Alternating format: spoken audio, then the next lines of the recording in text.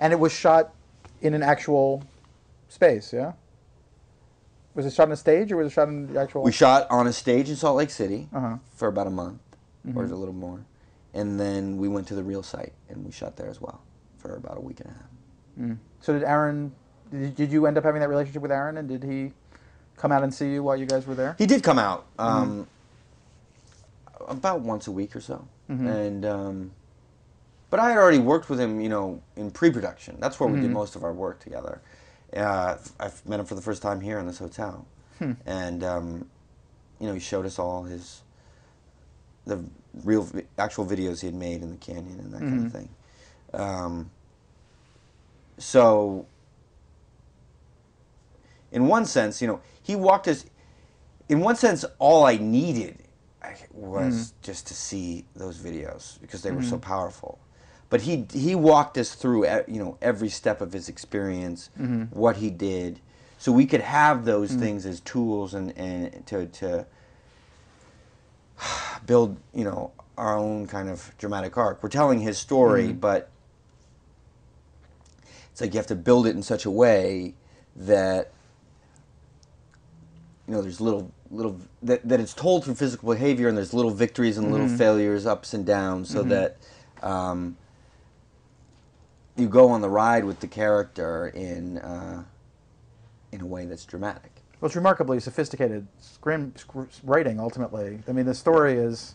It's such a hard thing to do, and you guys make it look so easy. Well, here's the trick. Everybody had to adjust to the unusual structure of this movie. A single actor in a single location is just something that nobody on this movie had ever dealt with. Right. Me, Danny, the DPs, the writer. And so normally, you depend on things, with another actor, you get cross coverage. You can cut between the actors. If one actor is, stronger in a scene, you favor him. Right. If you need an antagonist to come in, the antagonist will come in and pose a challenge to the protagonist, and then the story can build from there. Or if you need some comic relief, the funny character will come in, right, and he'll lighten the mood. But in this movie, it's just this one character. So this character, it had to be written in such a way that that he's kind of reacting to himself, that each scene is a variation or is different than the previous one, and they're kind of building their own arc. But all the variation comes from this character. And so that's the way it's written, the way it's shot, because most of it's on the character. It's not like they shoot me and then shoot my POV. Right. It's just me, this character all the time. And so everybody had to work out how to make that dynamic and add variation, even though it was a single subject. And was the script locked down when you started, or did it change on set? The script was pretty locked, although because so much of it was behavior, we did find a lot of that on set, and just really just by experiencing it and going through those situations as a team and figuring it out there.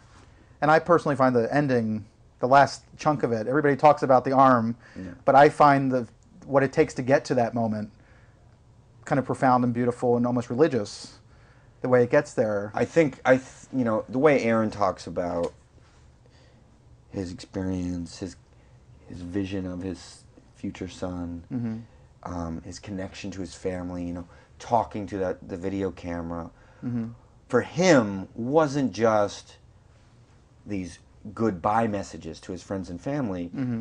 He talks about it as a very palpable, almost spiritual connection to those people that he was talking to, and that connection actually gave him the strength to get out of there.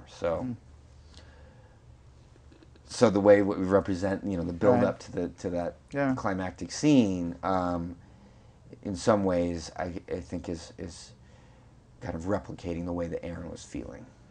So did you know when you finally saw the movie what to expect? Were you comfortable that you would know what you would see, or was it a surprise to see it all put together?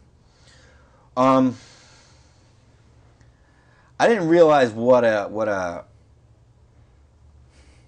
entertaining, dynamic ride Danny would, create. Mm-hmm. I mean, I knew he would, but you can never get, once all the elements are together and the incredible score and all that. He's a master of that. Where he's taken a situation that is very static,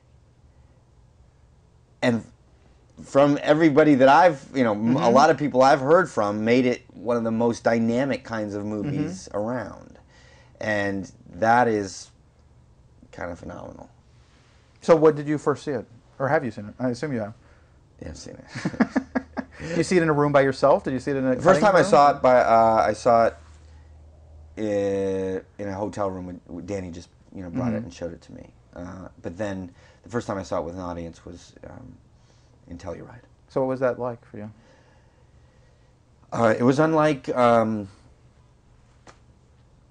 showing it to showing any other movie I've done to an audience, because of the way it's shot, because of the material,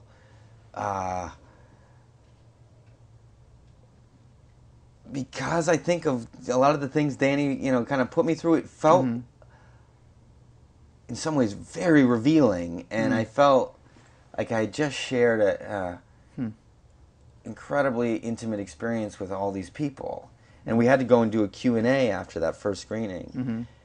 And for a moment, I did feel like, wow, I don't know how I'm going to talk about this. That was, because it was overwhelming in a way that I haven't felt before. I've become a little more used to it. But it's, I think it's a different kind of movie-going experience, watching this movie. And do you have any trouble watching yourself, or are you at peace with that? No, I some actors do. I don't think it's a. For me, it's not an arrogant thing. Like I don't sit at home and watch my movies. Right. I don't get any joy out of that. But I have directed myself in movies, and so I think that experience has detached me from myself as an actor in some ways. And when you direct yourself and then edit that, it's like you can't be precious. And if you do that and in the right way, you're trying to serve the movie, not serve the performance.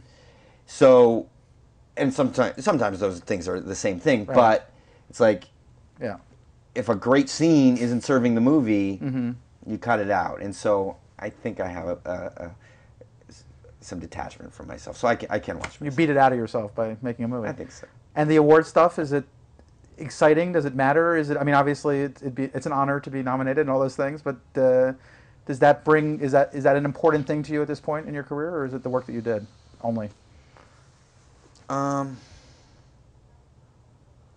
it's nice. I don't know. I guess